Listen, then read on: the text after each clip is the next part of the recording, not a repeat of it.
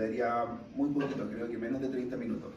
Así que estaría subiéndole antes de mañana, o sea no, mañana, perdón, el video. ¿Ya? Y el video no va a durar más de 30 minutos. Ahora, como acuerdo, si no lo subo mañana hasta las 12 de la noche, no entra en la prueba. ¿Ya? Eso es para que tengan tiempo suficiente de estudiar. Ahora si ya no pueden estudiar un video de 30 minutos en una semana y ya se transformaría en su problema. ¿Ya? Pero si no, yo no lo subo mañana y se transformaría en mi problema. Entonces, eso, con esto terminaríamos, sería la clase pasada, más esta, más los 30 minutos de video de mañana. Recuerden que en esta prueba, o sea, hay varias cosas que yo no las la pasamos más rápido porque nos aprovechamos de algunos contenidos del inicio, así que repasen los contenidos del inicio. ¿Por qué digo que nos aprovechamos de algunos contenidos del inicio? Porque yo no volví a explicar lo que era una metaplasia, una displasia, una hipertrofia, una hiperplasia, que lo ocupamos en la clase pasada. Yo no volví a explicar lo que es una necrosis, apoptosis, que también entra dentro de aquí, pero lo explicamos en las sesiones pasadas. Y así sucesivamente. Hay varias cosas que son parte de esta unidad, pero que las explicamos antes. Eso obviamente también entra en la prueba. ¿Ya? Así que para que no se queden con que son 2 clases nomás, porque obviamente hay conceptos que los vimos antes y por lo tanto igual tienen que estar aprendidos, ¿ya? Para que tengan el tiempo suficiente de estudiar. Eso. Y la próxima semana tendríamos la prueba y ahí llegaríamos al final de este departamento. ¿Ya? Y llegamos.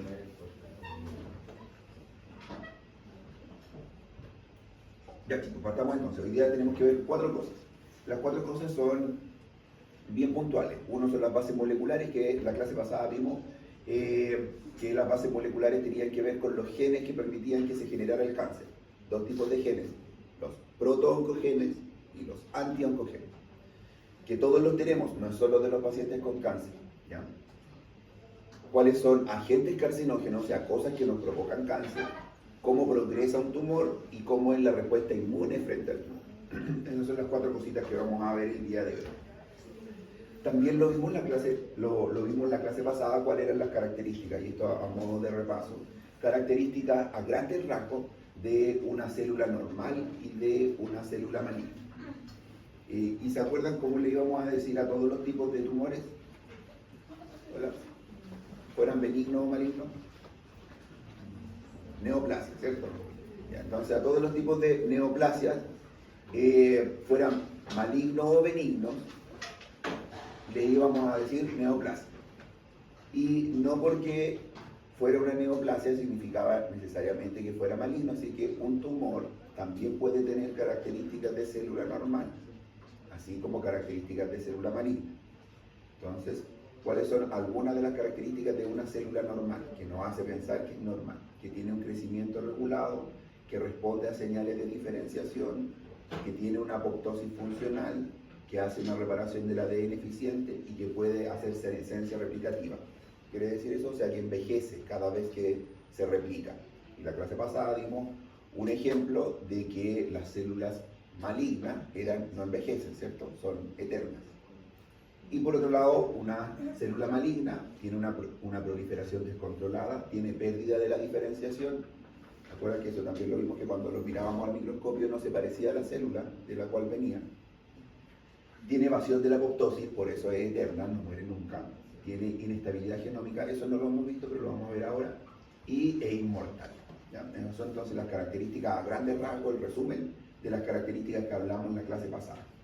Pero quedamos con algo pendiente. Y que para que se genere un cáncer, no se genera, no es que la célula adquiera funciones nuevas, sino que la célula se aprovecha de funciones que ya tenemos.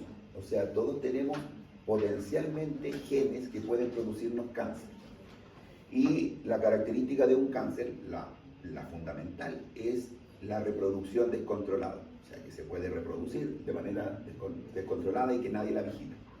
Así que todos tenemos genes que provocan reproducción.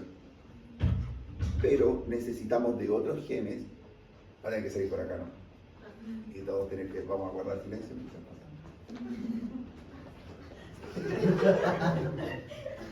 Creyó que iba a salir sin sin ser detectado. Entonces todos tenemos genes. Todos tenemos genes que nos ayudan a que las células se reproduzcan, pero no estamos llenos de células cancerígenas. Por eso tenemos otro grupo de genes que hacen que limitan la reproducción de las células. Y a esos genes le llamamos protooncogenes y antioncogenes. Le llamamos protooncogenes porque tienen la capacidad, si nadie las regula, de generar cáncer. Pero ojo ahí, que un protooncogen no quiere decir que esté solo en células oncóticas, o sea, solo en células que sean cancerígenas. Todos tenemos protooncogenes. Le llamamos así porque tienen la capacidad de producir cáncer, pero todos las tenemos. Y son necesarias. ¿Por qué? Porque si nos hacemos un corte en la mano, necesitamos que se vuelvan a generar células. Y eso es gracias a los protooncogenes que ayudan a que se vuelvan a formar cosas ahí.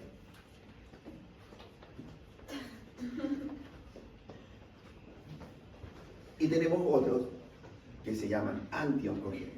O sea, que nos ayudan a que cuando una célula, cuando ya se formó todo, cuando ya nos hicimos una herida en la mano y se volvió a formar piel, necesitamos algo que detenga la formación de piel, ¿cierto? Y ahí tenemos un antioncogeno.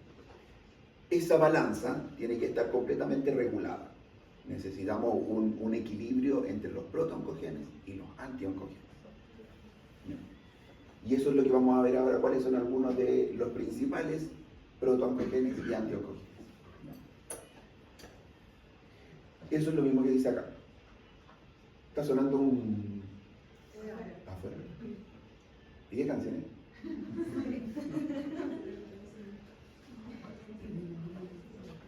Entonces, yo ya les comentaba, decía lo que dice acá. ¿Ya?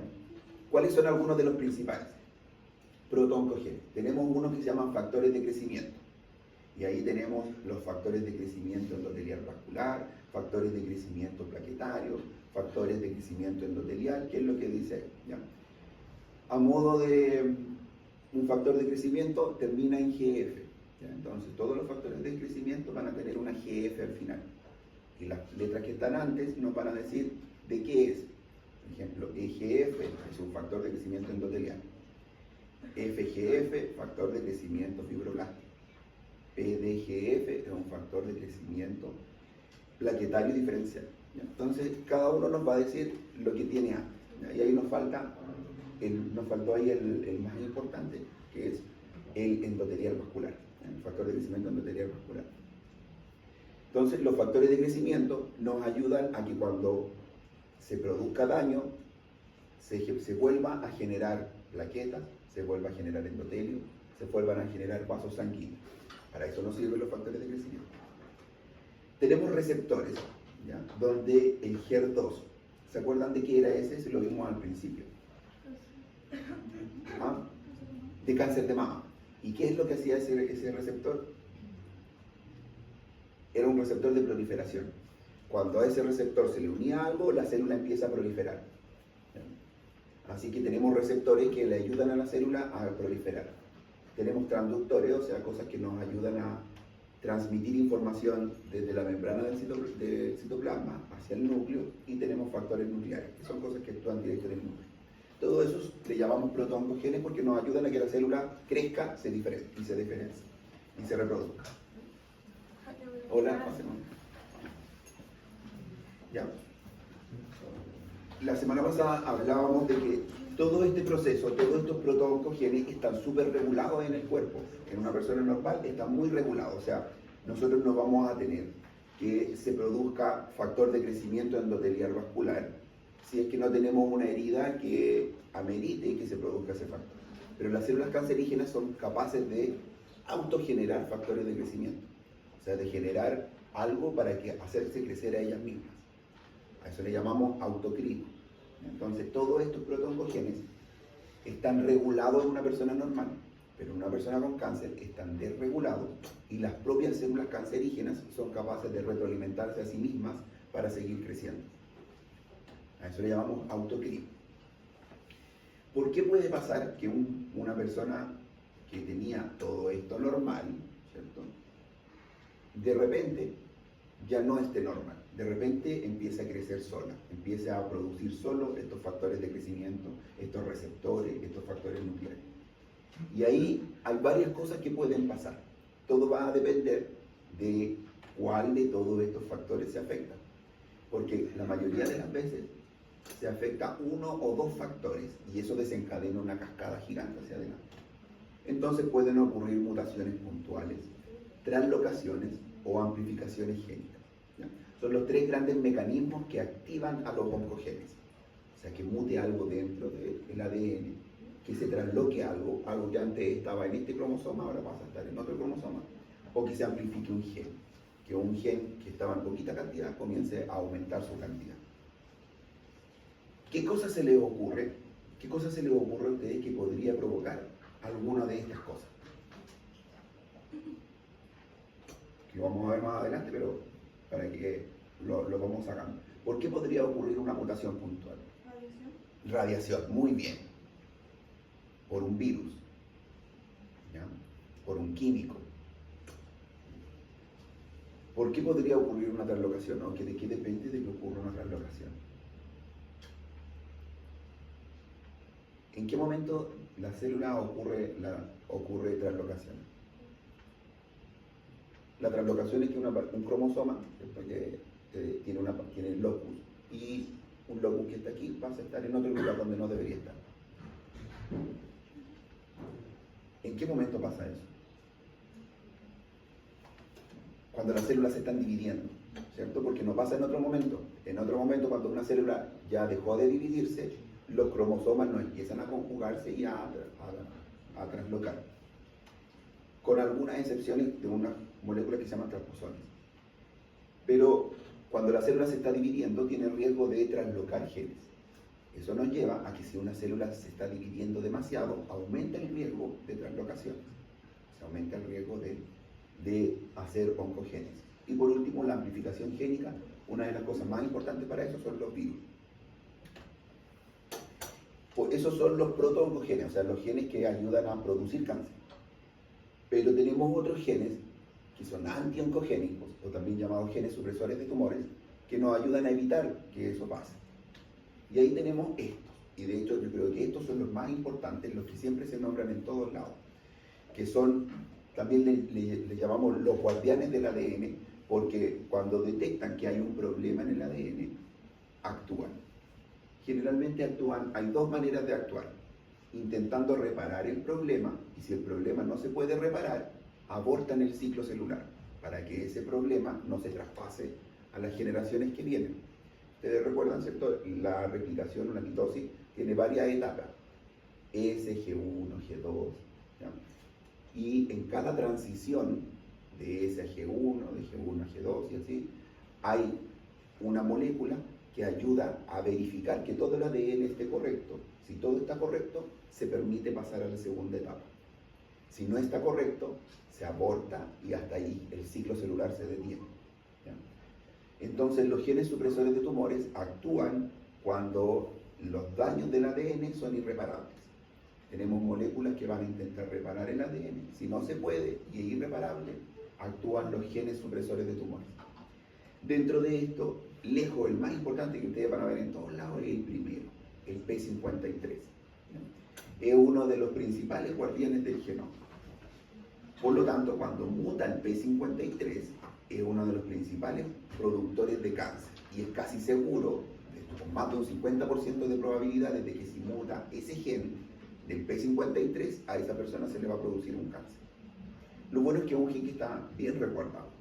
¿Qué es lo que hace? Porque dice, mutado en más del 50% de los cánceres humanos. O sea, lo que les estaba comentando. Si ese gen muta, es casi seguro que vamos a tener un cáncer. Importante eso por si les hago una pregunta, porque una mutación no siempre lleva a un cáncer, pero hay mutaciones que tienen más probabilidad de llevar a cáncer que otras. Entonces, si les pregunto cuál de las siguientes mutaciones tiene la mayor probabilidad de llevar a un cáncer, les pongo mutación del RB, mutación de P53, del HER2, mutación. El P53 probablemente es uno de los que más va a llevar a cáncer. Junto con otro que es el BRCA1 y BRCA2, que ese también lo hablamos, que es específico para el cáncer de mamas. Que incluso una mujer joven, como ustedes, podrían medirse ese gen, y si está presente, la indicación es hacer una mastectomía profiláctica y una reconstrucción, aun cuando tengan 20, 30 años, porque probablemente van a producir un cáncer en la adulta. Y el otro es el gen RB. El gen RB también ayuda a controlar el ciclo y a pesar de que no es tan importante y no está siempre implicado en todos los cánceres, se pone porque, o siempre se nombra, porque la alteración del gen RB está asociado sobre todo con algunos tipos de cáncer de leucemia. Y es uno de los pocos que tiene tratamiento, que es la vitamina A, ya, los retinoides. Entonces, por eso siempre se nombra, porque es uno de los pocos alteraciones de un gen supresor de tumores que tiene un tratamiento específico. En el caso de la leucemia mieloide crónica, y en un subtipo específico que se llama M3, pero solo en ese caso, ¿ya? Entonces no es tan frecuente, pero por tener tratamiento se coloca. Y después tenemos otros genes que intentan reparar el ADN, pero que son menos importantes. Entonces, de estos dos, los más importantes P53 y RB. Ahí están, miren, algunas características de genes supresores de tumores, pero me voy a valer un poquito más de este cuadro, que es lo mismo que dice aquí. Aquí está lo que yo les he explicado. Si ustedes recuerdan, la mitosis tiene varias etapas, ¿cierto? G1, mitosis, G2, S. Una de las etapas más importantes son los traspasos entre una etapa y otra. O sea, el traspaso entre G1 y S, y después el traspaso entre G2 y M, y la mitosis.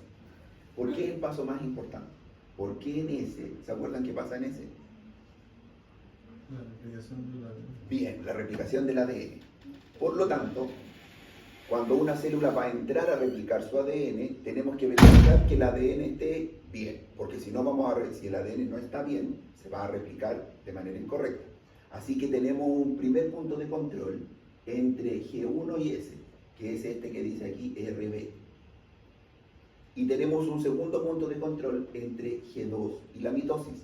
¿Por qué es importante? Porque ahí ya se copió el ADN. Y ahora tenemos que verificar que lo que se haya copiado de manera correcta, antes de que la célula se transforme de una en dos. Porque si se copió de manera incorrecta, cuando se transforma de una en dos, ahora vamos a tener dos células incorrectas. Entonces tenemos dos puntos de control fundamentales, antes de replicar y después de replicar el ADN. El de antes de replicar es el RB, que lo vamos a ver, y el de después de replicar es el G, se llama vía de las ciclinas, pero es el relacionado con el P53. Aquí tenemos el P53. El P53, ¿qué es lo que hace?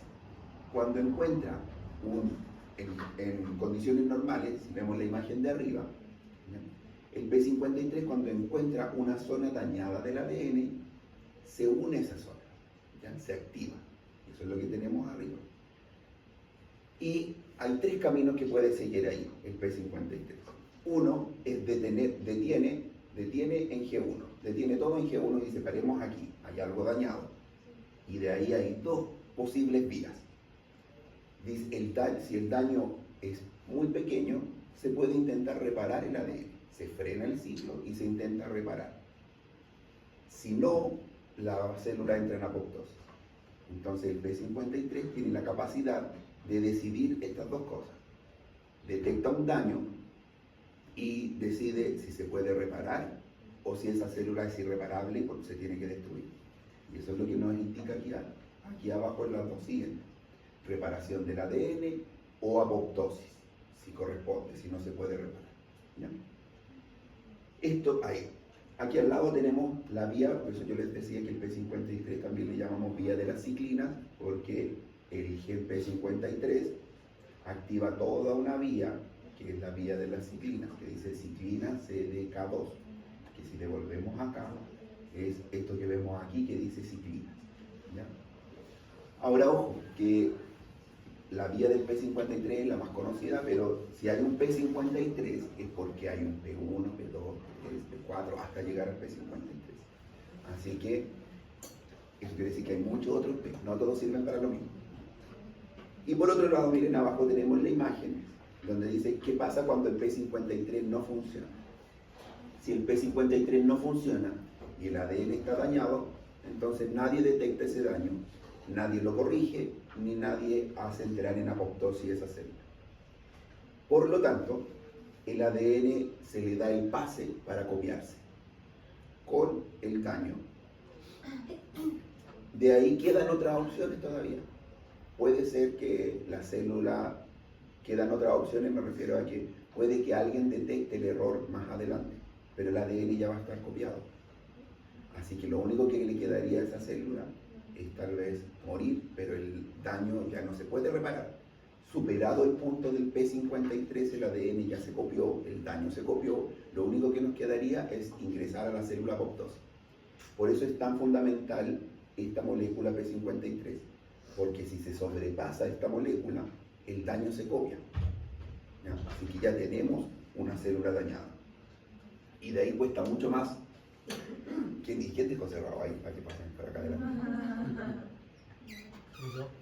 Hola.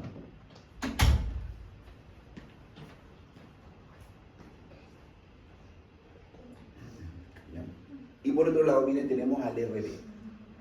El RB lo que hace principalmente es permitir que se duplique el ADN o permitir que no se duplique el ADN.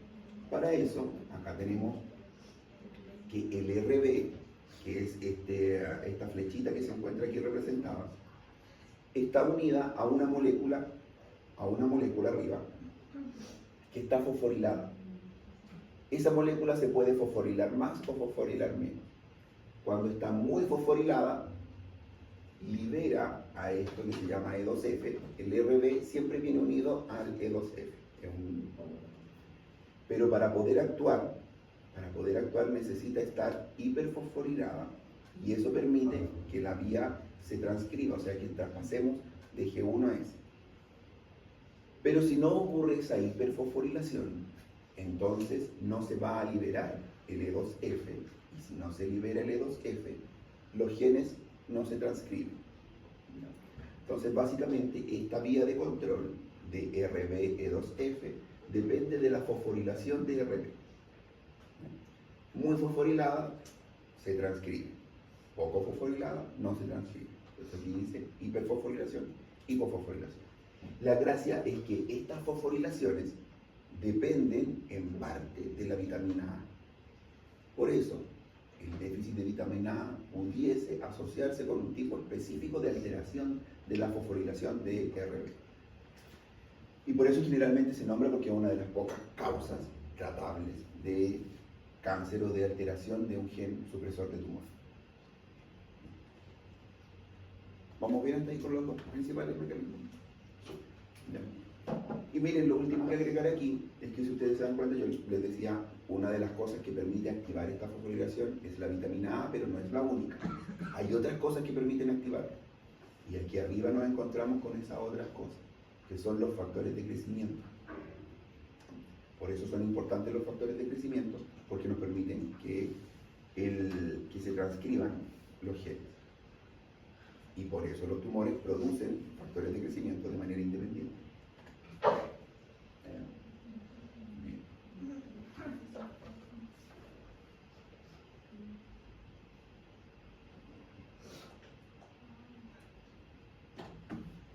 Ahora, ¿qué cosas pueden producir cáncer? Que ustedes ya me habían dicho algunos. Nos encontramos con químicos que pueden producir cáncer, hidrocarburos aromáticos, policíclicos, nitrosaminas, humo de tabaco, asbesto, etc. Una importante aquí son las nitrosaminas, que se encuentran sobre todo en algunos productos, se me olvidó cómo se llama cuando se pone algo en la parrilla. Asado, ¿no? Asado vamos a decir. ¿Ya? Pero se encuentran sobre todo en productos ahumados, productos ahumados. Las nitrosaminas se encuentran sobre todo en productos ahumados. Así que se ha visto un riesgo aumentado en todo lo que son las carnes ahumadas, lo que son los quemados, todas las cosas que se queman, y además en la carne asada. Por lo tanto, se consideran un factor de riesgo para cáncer. También lo hablábamos la semana pasada, que alimentos como la carne de cerdo y como los embutidos en la última actualización fueron colocados en el mismo nivel que el tabaco para producción de cáncer. Así que, y ahí el principal mecanismo serían las nitrosaminas. Por otro lado, algunos agentes físicos como radiación UV, traumatismos crónicos, radiación ionizante, y ahí en traumatismos crónicos yo les comentaba un caso la vez pasada de una paciente que tomaba mate con una bombilla caliente una y otra vez por la misma zona y que generó un cáncer de piel en el labio producto del traumatismo repetido en la misma zona. Ese también es parecido al mecanismo que tiene cuando se produce un reflujo gastroesofágico y tenemos un traumatismo químico repetido producto de que se quema el esófago una y otra vez. El esófago se intenta reparar, produce una metaplasia que con el tiempo, si se mantiene, va a ser una lesión premaligna y va a producir cáncer de esófago. A eso le llamamos traumatismo crónico o traumatismo repetido. Y por último, algunos agentes biológicos, como algunos parásitos, pero sobre todo los virus. Virus del papiloma humano, que produce cáncer cervicuterino, virus de hepatitis B, un 20% puede producir cáncer de hígado, hepatocarcinoma, virus de hepatitis C, un 90% puede producir daño hepático crónico y hepatocarcinoma, el virus Epstein-Barr, que está relacionado con casi todos los tipos de cáncer, sobre todo los linfomas, y el Helicobacter pylori, que está relacionado con el adenocarcinoma gástrico. Así que tenemos además a los agentes biológicos. Dentro de los agentes químicos tenemos los agentes directos y los agentes precancerígenos. Para términos prácticos, los vamos a incluir dentro de una sola categoría, pero se refiere a si necesita el agente por sí solo es capaz de producir cáncer o si necesita una transformación previa para producir cáncer. La radiación UV, los oncovirus, eso ya lo vimos, todo eso aquí lleva le llamamos la génesis del cáncer en 2 hits. El primer hit o el primer golpe para que se pueda producir un cáncer le llamamos iniciación. La iniciación es el primer daño que ocurre en la célula que da inicio a una mutación. Ese primer daño está ocurriendo prácticamente en nosotros todos los días, pero no se nos produce cáncer. Tienen que pasar varias cosas simultáneamente y a lo largo del tiempo para que eso lleve a la producción de un cáncer. ¿Ya? Así que el primer hit, la iniciación, necesita cumplir uno. A ver, ustedes mismos, ¿qué creen ustedes que necesita cumplir?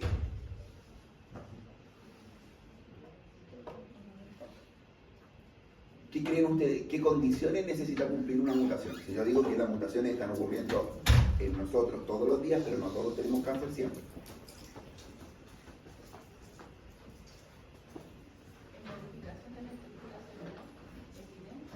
Pero eso está ocurriendo en todos nosotros. Ya, necesita afectar un gen, no cualquier gen, sino que necesita afectar un gen que tenga algo que ver con el crecimiento, ¿cierto? O sea, un proto-oncogen. Eso es lo primero. ¿Qué es lo segundo que necesita? Evadir la regularización del ciclo. Muy bien, necesita primero, afectar un gen y segundo necesita evadir los mecanismos de control. Y después de eso, cuando la célula ya logró esas dos cosas,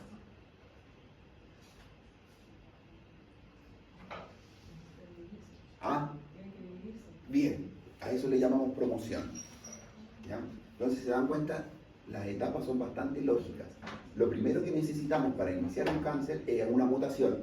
Las mutaciones las tenemos todos los días, todos nosotros hacemos mutaciones, pero tenemos mecanismos que controlan esas mutaciones por medio de los protooncogenes y los genes supresores de tumores. Así que para que comience el proceso necesitamos dos cosas: que esa mutación no ocurra en cualquier parte, ocurra en un gen específico, y segundo, que esa mutación permita evadir los mecanismos de control. Cuando ya pasaron esas dos cosas, y se perpetuó el problema, ahora necesitamos que el problema empiece a expandirse. A esa expansión del problema le llamamos promoción. Entonces el primer hit es la iniciación y el segundo es la promoción. De ahí en adelante necesita empezar a expandirse. ¿Y qué creen ustedes que necesita algo para empezar a expandirse? Para que una célula que ya logró tener un problema en su ADN, ahora comience a expandirse. ¿Qué creen ustedes que va a necesitar? Porque aquí viene un segundo punto. Ya vimos cuáles son los problemas que tiene el cáncer para generarse. Los primeros problemas son que tienen que ocurrir en un gen específico, pero una vez que ya logró eso, todavía sigue teniendo problemas la célula cancerígena para generarse, no es suficiente. Ahora, para hacer una promoción, o sea, una expansión, necesita otras cosas, que también las hablamos y quiero que ustedes las vayan integrando. Para que algo ahora empiece a crecer, esta célula empiece a expandirse. ¿Qué necesita? ¿Ah? Nutrientes, muy bien. Ahora necesita nutrientes. Los nutrientes vienen a partir de la sangre, ¿cierto? A partir de las grasas. Así que, ¿qué le pasa a los pacientes con cáncer? Empiezan a bajar de peso. ¿Por qué? Porque la propia célula empieza a generar moléculas que provocan, entre otras cosas, por ejemplo, resistencia a la insulina. Así como lo hace otros tipos de tumores que le llamamos bebés. Los bebés producen sustancias, principalmente el lactógeno placentario, que provoca resistencia a la insulina en la madre. ¿Para qué es eso? Para que cuando pase la glucosa por todas las células de la mamá, las células de la mamá no puedan absorber la glucosa y puedan llegar al bebé. Las células del bebé provocan un tipo especial de hemoglobina que es más afín con el oxígeno que la madre. Así que cuando el oxígeno, pelean por el oxígeno entre la mamá y el bebé, siempre gana el bebé. Los bebés, si necesitan algo, siempre lo van a encontrar en la mamá, a costas de la mamá, ¿cierto? La mamá es la que va a quedar descalcificada, sin vitaminas, sin fierro, sin oxígeno, sin glucosa y todo. Lo mismo hacen las células tumorales. Comienzan a producir sustancias para quitarle todo el resto del cuerpo, porque uno a veces pudiese preguntarse, oye, pero ¿cómo si un tumor tiene 10 centímetros se va a comer, va a hacer bajar 6 kilos al paciente, ¿cierto? Si es como esos 6 kilos se los va a comer todo eso, porque lo que hace ese montoncito de células para poder expandirse es generar sustancias que le quiten todos los nutrientes al resto del cuerpo, que bloquean los nutrientes, para que estén todos disponibles para él, para poder hacer expansión. Además de eso, generan factores de crecimiento. Y ahí es donde hablábamos anteriormente de que las células cancerígenas eran capaces de autorregularse. Entonces generan un factor de crecimiento para que ellas mismas sean capaces de seguir creciendo. Eso es lo segundo que pasa. Entonces lo primero, inicia el proceso, crecen, y al final progresa. Y aquí es donde ocurre algo interesante también. Cuando ocurre una primera mutación, como todo en la vida, cada vez que uno pone un límite a algo y traspasa ese límite, después es más fácil traspasar el segundo límite y el tercer límite y el cuarto límite, en todo ámbito de cosas, ¿cierto? En la vida personal, en la vida familiar, en lo que sea, ¿cierto? Uno pone un límite y ese límite se traspasa en las familias. No sé, cuando alguien ya levanta la voz, la segunda pelea ya es más fácil que los dos levanten la voz y además una grosería. En la tercera, además de la grosería, un golpe en la muralla, y ya en la cuarta, violencia física. Eso es para poner un ejemplo así muy burdo. Pasa lo mismo aquí con el cáncer. Cuando se produce una primera mutación, eso hace más fácil que se produzca una segunda mutación. Y hace más fácil una segunda que se produzca una tercera mutación y una cuarta. Son mutaciones aleatorias, pero de vez en cuando una mutación aleatoria es tan buena que prolifera por sobre el resto. Entonces, cuando tenemos un cáncer aquí que empezó a proliferar y de repente hizo una mutación en un gen especial que logra ahora que la célula crezca 3 veces más que el resto. Así que ahora se van a generar dos poblaciones de células. Cuando se vuelvan a dividir va a haber una con la mutación, ¿cierto? Con la mutación nueva que la hace crecer más y otra con la mutación vieja que también la hace crecer, pero no tanto como la otra.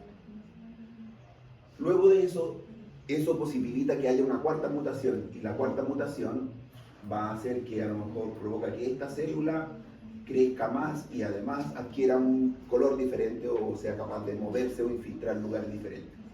Así que genera un nuevo subtipo y acá tenemos el subtipo antiguo. Eso hace que cuando yo después vea la masa de un cáncer, vea diferentes subpoblaciones celulares. Las masas, cuando yo veo una masa celular de un cáncer, una de las características macroscópicas es que es irregular. Bueno, aquí lo hablamos que es de bordes irregulares y de características heterogéneas. O sea, uno ve una masa y ve que tiene diferentes características. Lo veríamos así, ¿cierto? Por eso al cáncer se le dice cáncer, ¿cierto? Supone que tiene las ramitas que invaden. ¿Ya? A diferencia de una célula no cancerígena o no maligna, que es, ¿se acuerdan qué características tenía? Era de bordes regulares, ¿cierto? Bien delimitados, móvil, no adherida a parámetros profundos, todo lo contrario de esto. ¿Y por qué pasa esto acá? Porque aquí hay diferentes tipos celulares. Probablemente la célula que dio origen al cáncer ya no existe, quedó metida aquí entre medio, ese poquito. Pero producto de esa inestabilidad genómica se fueron generando diferentes subtipos. Así que ahora voy a ver todo tipo de células. ¿Y cuáles proliferaron más? Las que generaron una mutación aleatoria que les permitía vivir más. Incluso en estos tipos de cáncer voy a ver a veces zonas necróticas, zonas que murieron aquí. ¿Por qué? Porque el cáncer crece tan rápido que no alcanza a formar vasos sanguíneos nuevos, porque para poder alimentarse necesita formar vasos sanguíneos nuevos. Eso lo hace generando unos factores que se llaman angiogénicos, y así que los factores angiogénicos hacen que el vasito más cercano tire unas ramitas para acá, ¿cierto? Para que empiece a nutrir acá. Así que el cáncer va a empezar a crecer más acá. Pero van a ver, el cáncer crece tan rápido que hay zonas que no se alcanzan a nutrir y se mueren. Así que por eso cuando vemos una masa cancerígena, tiene diferentes formas, diferentes colores, bordes irregulares. Y eso nos da algunas características especiales del cáncer. ¿Han visto cuáles son las características del melanoma, por ejemplo? No lo han visto. No, el fisiopato todavía no se pone. No. Entonces, las características de un melanoma, y les nombro el melanoma porque es más fácil de ver. Siempre nos preguntan, hoy me salió este lunar, ¿cierto? A diferencia del otro tipo de cáncer que van por dentro y yo no los puedo ver, pero el melanoma sí lo puedo ver por fuera. Entonces, cuando ustedes les pregunten, y tratemos de unir lo que estamos viendo acá con la clínica, el melanoma tiene varias características. Una de las características, y las abreviamos así: A, B, C, D. A, para yo pensar en un melanoma, tiene que ser asimétrico. ¿No? O sea, si yo le hago un corte al medio a ese que estoy pensando, no tiene que ser igual acá y acá. ¿Por qué no tiene que ser igual? Por lo que estamos viendo aquí, ¿cierto? Aquí, si yo le hago un corte, bueno, aquí me quedo más simétrico. Pero, ¿por qué tiene diferentes subpoblaciones celulares? Y crece diferente hacia donde hay más sangre, hacia donde hay menos sangre. Bordes, los bordes tienen que, la B de bordes tienen que ser irregulares. C, color, tiene que tener diferentes colores. ¿Por qué diferentes colores? Porque hay diferentes subpoblaciones celulares. Hay una población celular que crece más, otra que crece menos, otra que está muerta. D, diámetro, tienen que tener un diámetro mayor a 4 centímetros. ¿Por qué? O 4 milímetros, perdón. ¿Por qué? Porque los cánceres tienden a crecer rápido. Así que esas son las características básicas de un cáncer. Y eso se traduce en lo que estamos viendo ahora con las etapas del cáncer: iniciación, progresión y progresión. Promoción y progresión. Iniciación, los cambios iniciales; la promoción, el crecimiento; y la progresión, la inestabilidad genómica que genera diferentes subpoblaciones.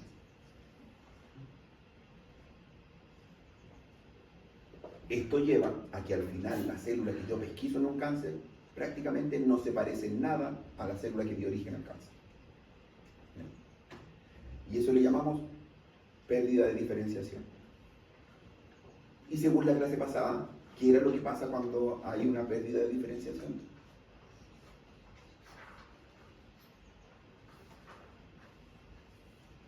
Empeora el pronóstico. Ya, tenía que ver con el pronóstico. Todavía no han estudiado, ¿cierto? No, la prueba es el próximo sábado, así que tienen el viernes en la noche, como las 12. Esto que está aquí es lo mismo que yo estaba hablando, pero explicado, ¿ya?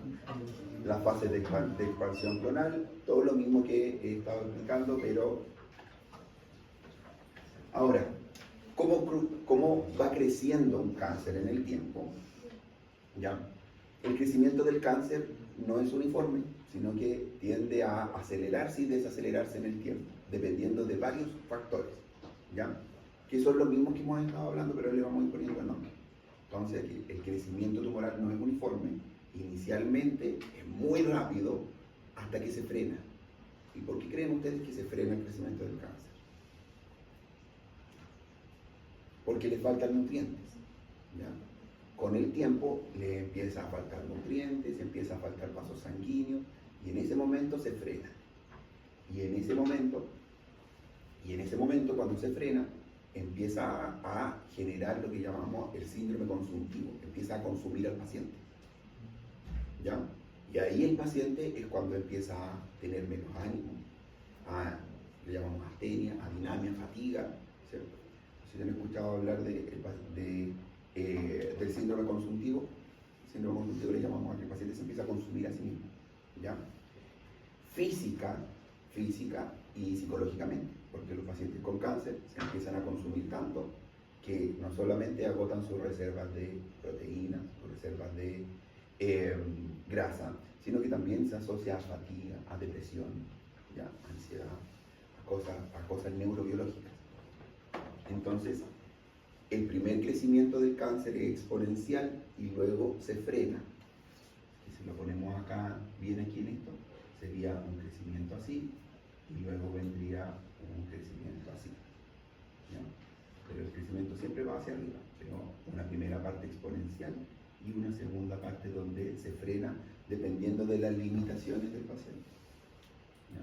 Si el paciente tiene más masa muscular, si el paciente tiene más grasa, pues va a depender además del tipo de célula que estemos hablando, ¿ya?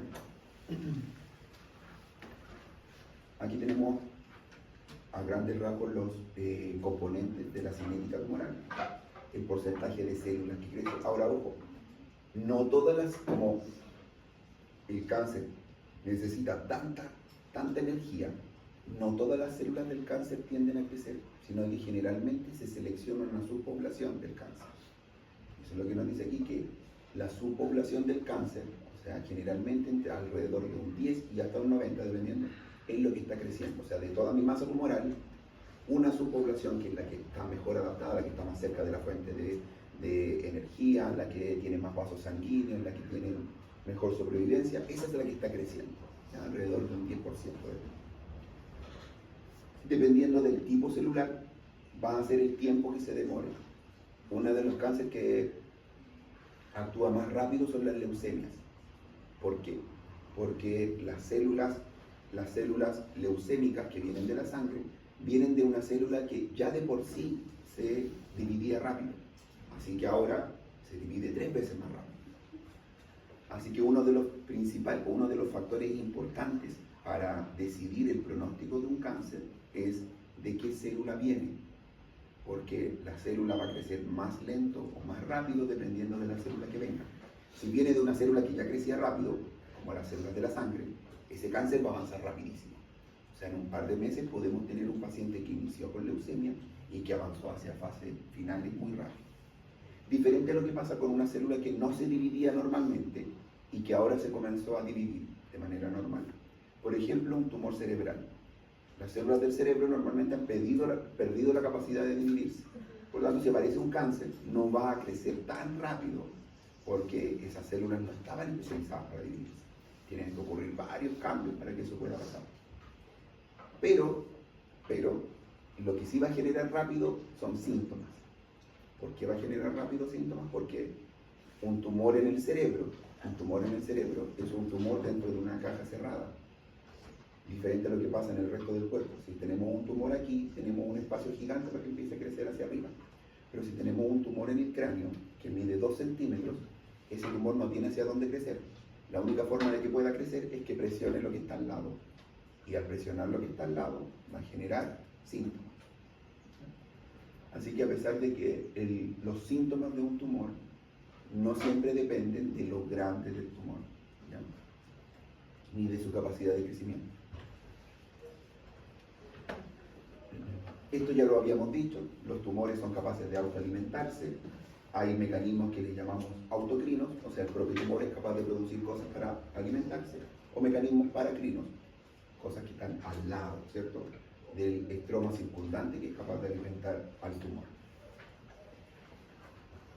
El compañero lo decía por allá en algún momento, los tumores para poder perpetuarse durante la iniciación necesitan el primer hit, el primer golpe, que es tener una mutación en un gen específico, y lo segundo es evadir al proceso de apoptosis. Y aquí tenemos algunos sistemas que nos ayudan a evadir al proceso de apoptosis, ¿ya? Uno es la sobreexpresión de una molécula que se llama BCL2, que es bien específica también de algunos tipos de leucemia, la pérdida de P53, que es lo que ya habíamos hablado, y alteración de las vías de la muerte, que las vías de la muerte tienen que ver con la vía del FAS. ¿Se acuerdan dónde estaba esa vía? FAS ligand. En la vía de la apoptosis, ¿ya? Para que me estudien de nuevo. La vía de la apoptosis incluye al citocromo C, a las proteínas VAX y a la vía FAS, para que lo repasen, ¿ya? Entonces, lo que tiene que hacer una célula cancerígena es evadir esos procesos, evadir la apoptosis al P53 para poder seguir su camino. Esto ya lo habíamos hablado. Hay varias cosas que me adelanté, por eso las voy pasando. Lo habíamos hablado. Cuando hablamos de heterogeneidad tumoral, es lo que yo les había dicho delante, de que una primera alteración en un gen posibilita que haya una segunda alteración, una tercera, una cuarta, una quinta. Así que al final se van generando diferentes subpoblaciones tumorales, que no necesariamente se parecen en la inicial, y algunas subpoblaciones pueden vivir más que otras, así que esas son las que proliferan. A eso le llamamos heterogeneidad tumoral, o sea, los tumores evolucionan mediante acumulación secuencial de mutaciones, inestabilidad genómica, y genera subclones con ventajas selectivas. Lo que habíamos dicho anteriormente. Y creo que ya casi estamos terminando. ¿Y a qué hora salimos de aquí? 10:50. Ah, perfecto. Pues me adelanté algo. Ya. El proceso para que un tumor pueda crecer necesita vasos sanguíneos. A ese proceso le llamamos angiogénico. ¿Ya? Proceso angiogénico. El proceso por el cual se producen nuevos vasos sanguíneos. Importante para alimentar al tumor. Y aquí apréndanse sobre todo estos dos factores que están aquí, que se llaman el BEGF y el FGF, que son los factores angiogénicos más importantes, y dentro de esos dos, sobre todo el BEGF, ¿ya? Que significa un factor de crecimiento endotelial vascular. Ese factor de crecimiento es el principal factor de crecimiento de los tumores y permite formar vasos sanguíneos nuevos. Así que los tumores son capaces de producir esos factores de manera descontrolada, ¿ya? Factores angiogénicos. ¿Cómo es ese proceso de producción de esos factores angiogénicos? Cuando el tumor se ve que no le llega oxígeno, por eso dice acá hipoxia tumoral, comienza a secretar el factor de crecimiento endotelial vascular. Esa secreción de eso activa a los vasos sanguíneos más cercanos, a eso le llamamos activación endotelial, y eso genera un vaso sanguíneo nuevo, formación vascular. Entonces el proceso angiogénico incluye 4 cosas. el tumor se queda sin oxígeno, el tumor comienza a producir factor de crecimiento endotelial vascular, los vasos sanguíneos más cercanos responden y se genera un vaso sanguíneo nuevo. El problema es que ese proceso tiene que ir a la par con el crecimiento del tumor, o sea que el crecimiento de los vasos sanguíneos nuevos tiene que ser tan rápido como el crecimiento del tumor. ¿Qué pasa si ese crecimiento de los vasos sanguíneos nuevos no es tan rápido como el crecimiento del tumor? ¿Ah? Necrosis, muy bien. Y eso lleva a por qué los tumores, parte de los tumores mueren, ¿cierto? Parte de los tumores mueren y generan necrosis. Y esto genera además lo que hablábamos hace unas diapositivas atrás, que es parte de la cinética del tumor. Cuando no se generan vasos sanguíneos nuevos tan rápido como crece el tumor se frena y empieza a crecer más lento. Y por último, lo más importante de un tumor maligno, y que lo habíamos dicho, que hace la diferencia en que un tumor sea catalogado como maligno o no. ¿Qué era?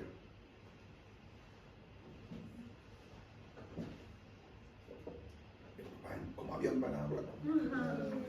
Que fuera capaz de invadir el tejido conjuntivo. Muy bien, perfecto. ¿Cuál es su nombre? Vicente. Vicente. ¿Usted ya estudió para la prueba? No, así no, soy inteligente de naturaleza. Muy bien, pero oiga, lo felicito porque me ha respondido todo el rato, todo bien. ¿Cuál es su nombre y su apellido? Vicente Terrejo. Vicente Lago. Le vamos, como usted cacha mal, le voy a hacer una prueba más difícil. No, Vicente, le vamos a dar, lo voy a dejar anotado aquí y que le vamos a dar un punto extra para la prueba. Y le vamos a quitar uno a todo el resto.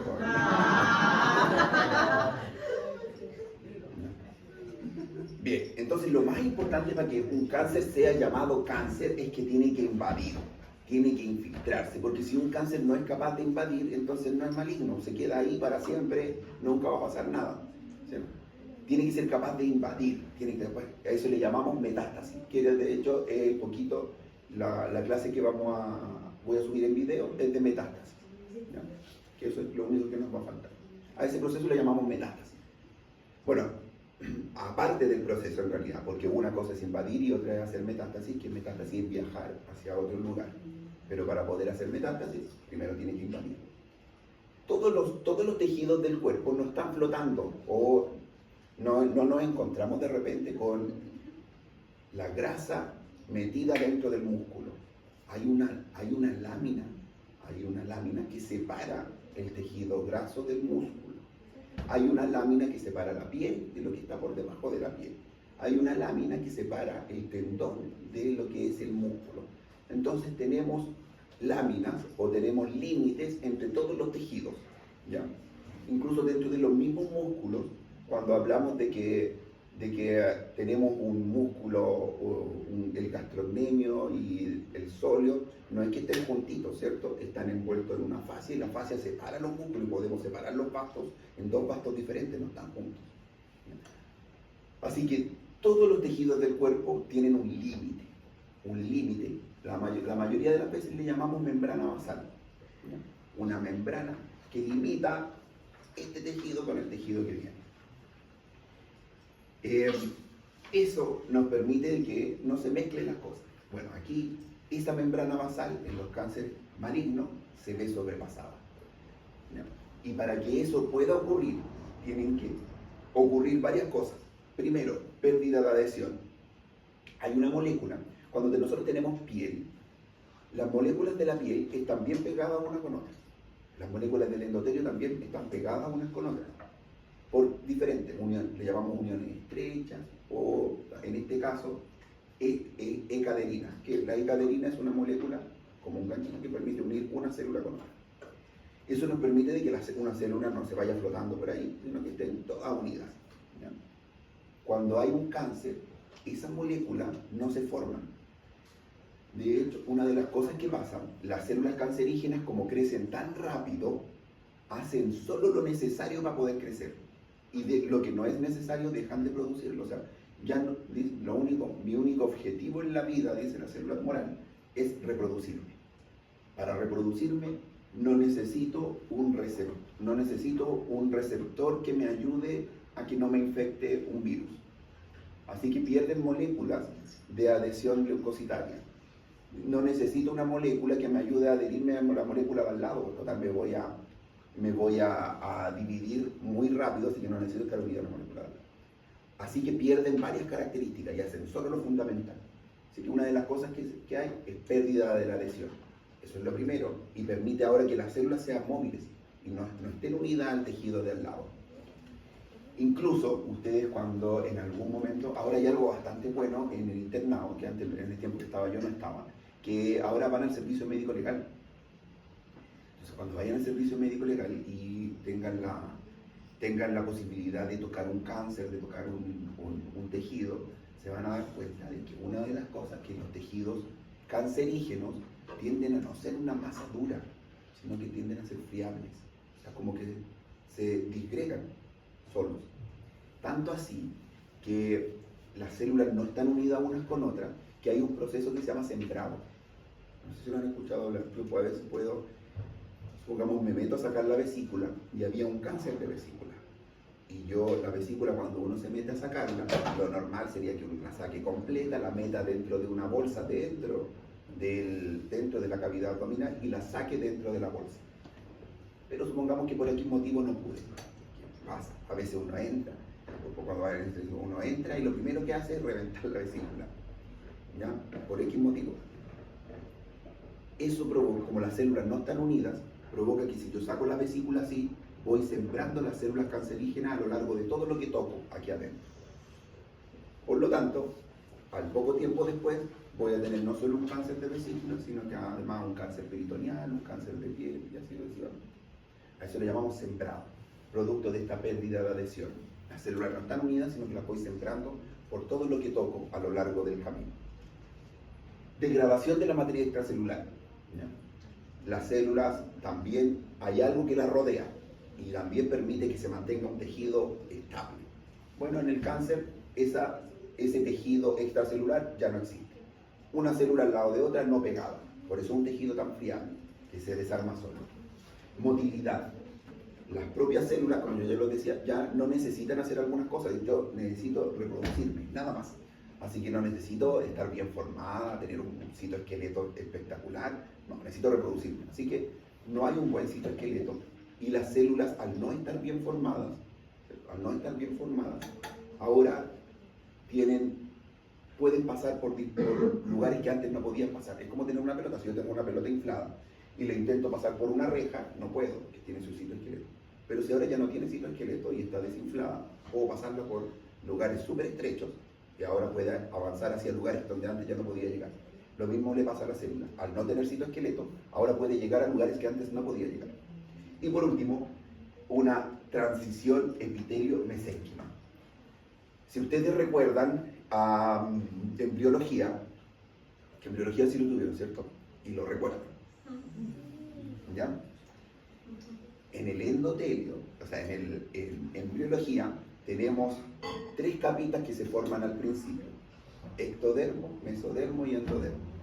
Hay cosas que vienen del ectodermo y hay cosas que vienen del mesodermo y del endodermo. ¿Qué viene del ectodermo? Ya no lo voy a torturar con esto. La mayoría de los endotelios viene del ectodermo, ¿ya? La cosa es que el ectodermo forma todo un grupo de cosas y el mesodermo todo otro grupo de cosas.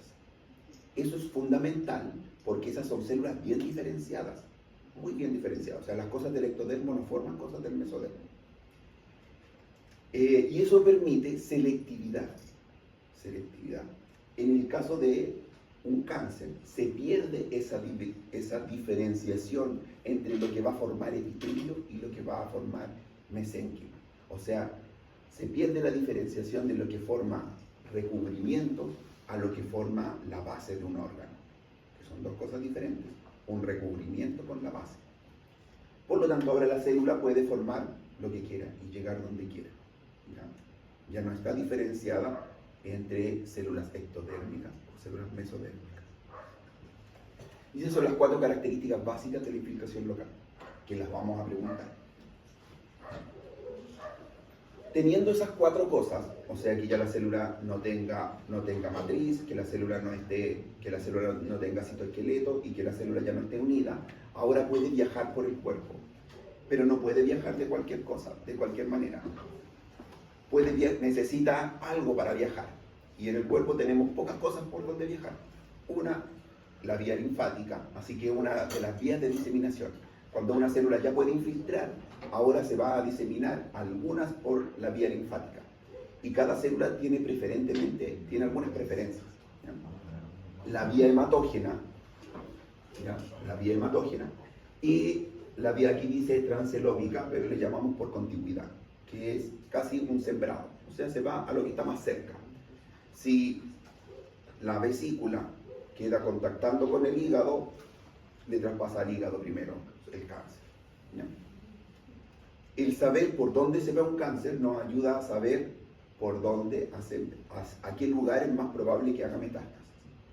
Por ejemplo, si yo tengo un cáncer colorectal, ¿cuál creen ustedes que es el lugar más probable que pueda hacer metástasis un cáncer colorectal? En el hígado, ¿cierto? Porque se va por vía hematógena a través del sistema porta hacia el sistema porta hepático. ¿Cuál sería el segundo? Pulmón. Muy bien.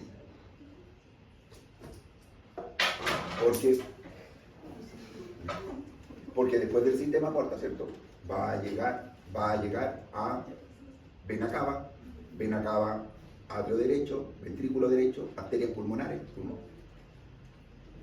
Entonces, nos ayuda a saber cuál es el lugar más común hacia dónde se va a ir. Si tenemos un cáncer de mama, ¿hacia dónde es el lugar más probable que creen ustedes que se va a ir primero? ¿Ah? Bien, hacia los linfonodos. Por eso, cuando tenemos uno de los criterios de riesgo es palpar un linfonodo, ¿cierto? Cerca de un cáncer mamario, ¿cierto? Porque por ahí se va, ahí se le llamamos linfonodo centinela o ganglio centinela. Cuando se está operando un cáncer de mama, se pone un tinte azul en el cáncer y se espera un ratito y después se va a buscar cuál es, porque aquí está lleno de linfonodos y sacarlos todos es muy difícil. Y se ve cuál es el primer linfonodo que se tinta.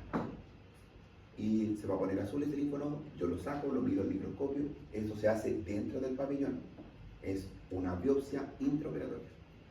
Veo si tiene características malignas, ese linfonodo, entonces voy a tener que sacarlos todos, porque quiere decir que ya salió la primera célula del cáncer de mama y se fue a ese primer linfonodo.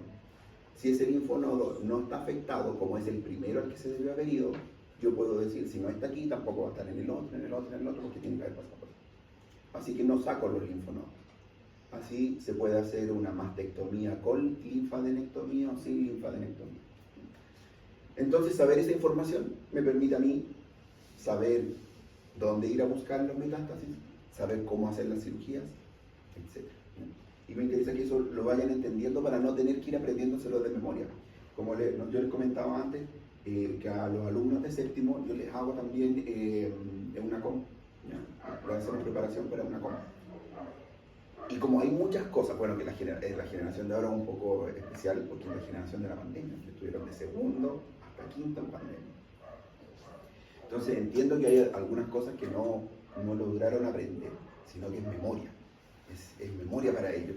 Les hago las mismas preguntas que ustedes, porque eso es lo que se pregunta en una com. ¿Cuál es el lugar más probable que metástasis de un cáncer colorectal? Y los chiquillos empiezan a tratar de aprenderse de memoria cuáles son los lugares. Pero si ustedes lo entienden, se dan cuenta que no es complicado. O dicen, ¿cuál es el mejor tratamiento para un paciente con cáncer de mama, con ganglio centinela afectado? Y son cosas como, si uno las entiende, son cosas lógicas. Pero si no se las aprende de memoria, obviamente va a costar mucho. Yo les la pregunté. Voy a hacer un... Ah, no, mejor no les digo. No, que les voy a preguntar a ustedes. Preguntan una como ustedes, que tienen que ver con la materia, para que se vayan preparando. ¿Ya?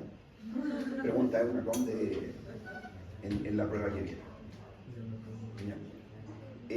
para que se den cuenta que son súper simples preguntas de una cosa, si uno entiende algunas cosas, para que no se le olvide.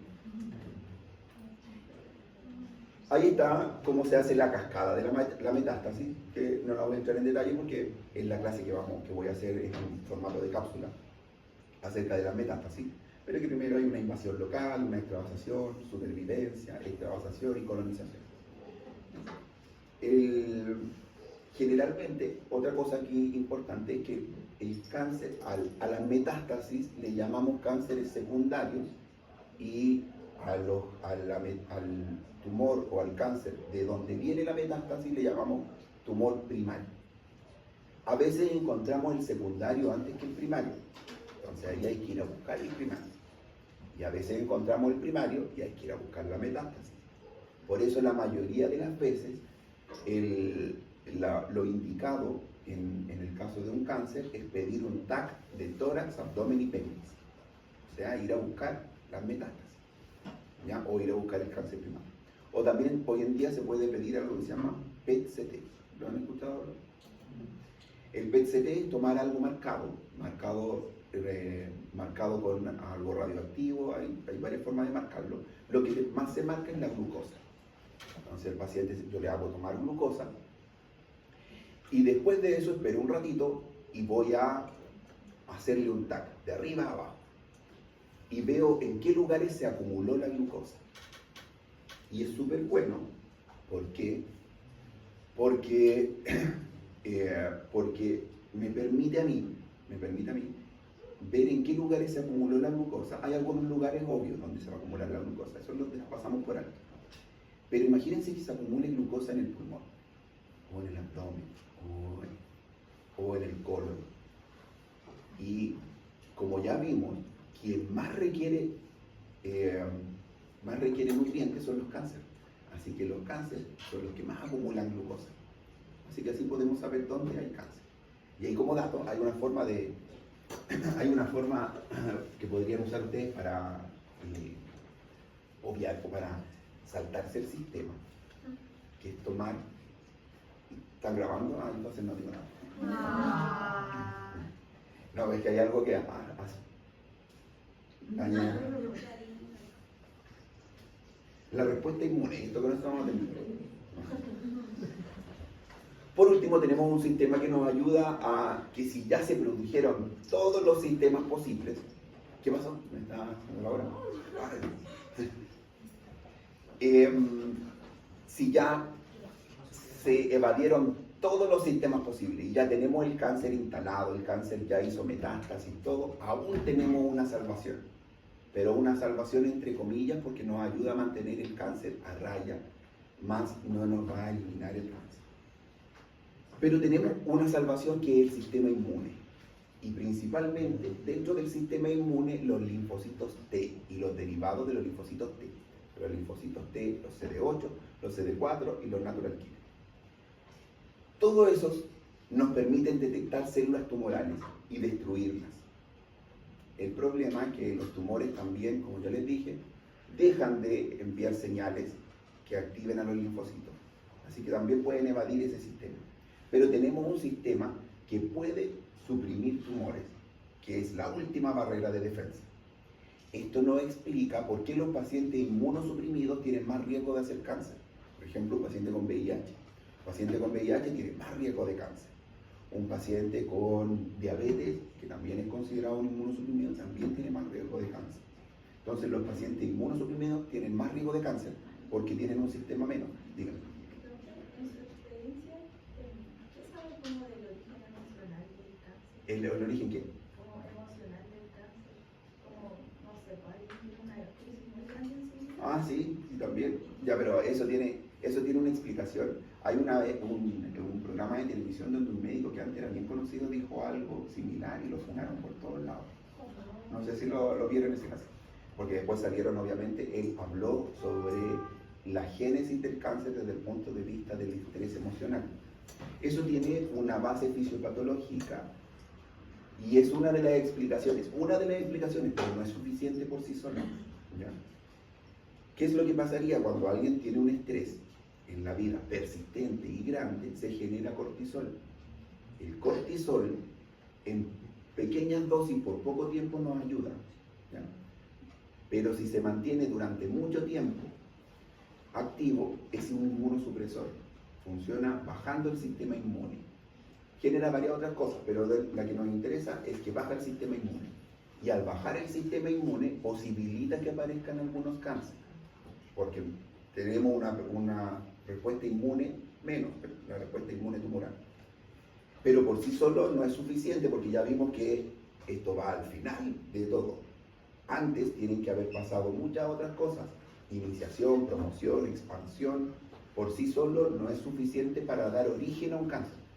Pero sí podría ser un contribuyente en alguien que ya tiene un factor de riesgo. Incluso cuando hablamos de cáncer necesitamos un factor de riesgo. La teoría para generar cáncer es multifactorial. Por eso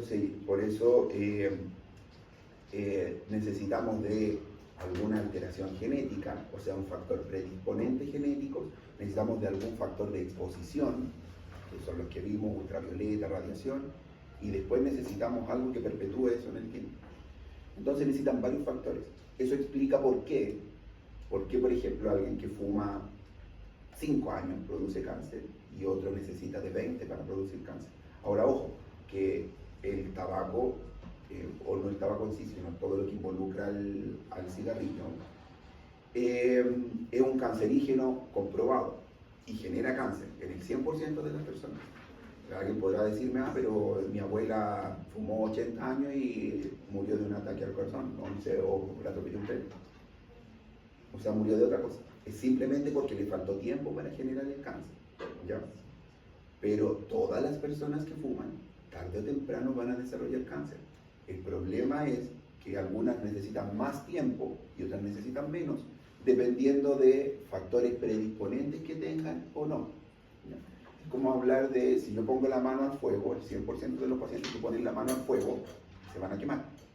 ¿Qué tan grave va a ser? Va a ser qué tanto tiempo pongo la mano al fuego, ¿ya? Pero el 100% se van a quemar. Lo mismo pasa con el cigarrillo, está comprobado que todo lo que tiene produce cáncer, todo es cancerígeno prácticamente. Y todos van a generar cáncer, lo único que falta es tiempo. Pero necesitamos de factores predisponentes, y por eso algunos van a generar cáncer con 5 años de fumar y otros necesitan 30. Así que lo único que falta ahí es tiempo, ¿ya? Pero lo que dice usted, sí, tiene una base fisiopatológica esto del estrés, pero no es suficiente por sí solo. De hecho, y ese médico después lo funaron por todos lados porque salieron hablando, porque él habló de la depresión y todo eso. Y salieron hablando a las mamás de los niños o los papás de los niños que tienen cáncer, y qué culpa tiene un niño, porque él culpaba a las personas. Él decía, la culpa es de ustedes, y qué culpa tiene un niño, ¿cierto?, que nace con cáncer, con leucemia, o la gente lo tomó así al menos, como que la estaba culpando a ellos. Pero qué culpa tienen las personas o los niños de la depresión, el estrés, qué estrés va a tener un niño, etcétera, y todo eso llevó a que él después lo sacaran. Y nadie se atrevió a dar la cara por él, porque eso sí tiene bases científicas que lo respaldan, ¿ya? Pero obviamente todos se ponen del lado de las personas, pero sí tiene bases científicas. Es como cuando tampoco eso me inhibe. Es cuando un ministro dijo que algunas personas iban a compensar el CEPAM. Ya, todos salieron después condenándolo. Pero eso no tiene tanto de mentira. Ya. Hay una base también dentro de eso. ¿Cuáles son algunos de las defensas antitumorales? Aquí están, miren, tenemos parte de la inmunidad innata, de la inmunidad adaptativa y de los anticuerpos. Todo esto nos ayudaría a defendernos de los cánceres. Pero, como digo, esto nos ayuda cuando el cáncer está recién iniciando o a mantener a raya un cáncer. Porque esta es la última barrera, o sea, ya se tienen que haber sobrepasado varias otras desde el punto de vista genético. ¿Ya? Y por si eso no fuera poco, además los tumores tienen maneras de escapar también de estos factores inmunogénicos. ¿Cómo escapan? No produciendo o alterando los lugares donde normalmente se unirían estos linfocitos. porque todos necesitan un receptor para poder detectar las células tumorales. Cuando una célula funciona bien y tiene un problema dentro, expresa un receptor en la membrana que le avisa al linfocito y dice: hey, yo estoy teniendo un problema que no pude controlar aquí dentro, así que necesito que alguien me ayude. El linfocito pasa, detecta la señal, a esa señal le llamamos TCR, receptor del linfocito T. No pude controlar, se une y destruye la molécula, pero la célula tumoral, la célula cancerígena, deja de producir esa molécula, así que ese problema ya no se puede controlar. Y ahí hay varias maneras en las que las células falla esta vigilancia: pérdida de algunas moléculas, la inmunosupresión. Los tumores también producen sustancias que bajan el sistema inmune, así que también son una causa de inmunosupresión, ¿ya? Y algunas sustancias que nos hacen que no podamos, o que el tumor se pueda escapar a la vía inmunológica, ¿ya? Y hasta ahí nomás quedamos, porque esto es lo final, ¿ya?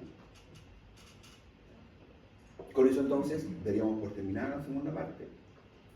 Yo les subo a más tardar mañana la que nos queda acerca de metástasis, y ustedes estudian el próximo viernes a las 12 de la noche, y nos vemos el sábado